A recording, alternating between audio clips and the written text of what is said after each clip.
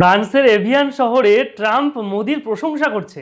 মোদিকে বলছে আপনি অ্যাঞ্জেল, আপনি দেবদূত, আপনি দেশের জন্য সব কিছু করতে পারবেন এবং আপনার মতো নেতা থাকলে ভারত শীর্ষস্থানে পৌঁছে যাবে।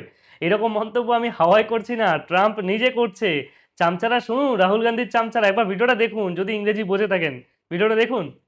He's a very tough negotiator, one of the toughest actually.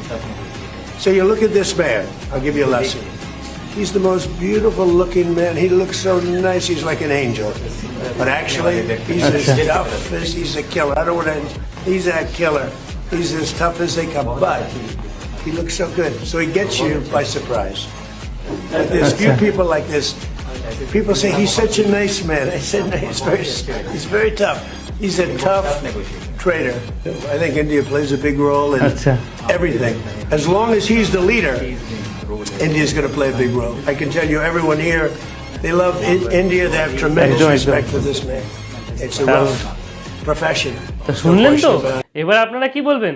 আরে বাবা, এখানে আমি বলবেন যে মোদিকে কিলার বলেছে, মোদি মানুষকে মারে, মোদি মুসলিমদের মারে, এইরকম নানা রকম মত। কিন্তু না রে ভাই, বলবে যে একমাত্র ব্যবসায়িক দিক থেকে মোদি সবার ওপরে।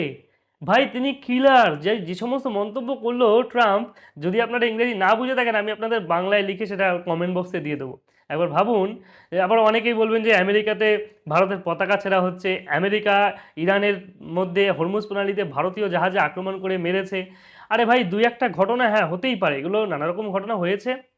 যেহেতু হরমুজ প্রণালীতে বিভিন্ন রকম ঘটনা ঘটেছে, তার নিন্দা করেছে ভারতীয় প্রশাসন, ভারতীয় হাই কমিশন, সবাই কথাবার্তা বলেছে এবং সেগুলোকে মিটিয়ে নেওয়ার চেষ্টা করেছে যাতে আমাদের ভারতীয়দের কোনো ক্ষতি না হয়। এই সমস্ত চিন্তাভাবনা, কিন্তু সেটা ভারতীয় জাহাজে হয়নি, সেটা হয়েছিল অন্য জাহাজে। ভারতীয়রা চাকরি করতেই পারে। এই সমস্ত বিষয় নিয়ে অনেকে মন্তব্য করে, তাদেরকে করা জবাব। আজকে ভাবুন, ট্রাম্প যেটা বিশ্বের সবচেয়ে বড় ক্ষমতাধর দেশ, সবচেয়ে বেশি সামরিক শক্তিওয়ালা দেশ, সে বলছে ভারত যদি কোনো যুদ্ধে আটকে পড়ে আমি ভারতকে সবার আগে সাহায্য করবো। আমেরিকা এই কথা বলছে। ভারতকে কেউ যদি ঘুরেও তাকায় তাকে আমেরিকা পেছন দিয়ে উড়িয়ে দেবে। এই হচ্ছে চিন্তাভাবনা।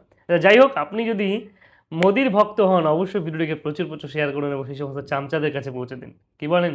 কমেন্টে মতামত জানান।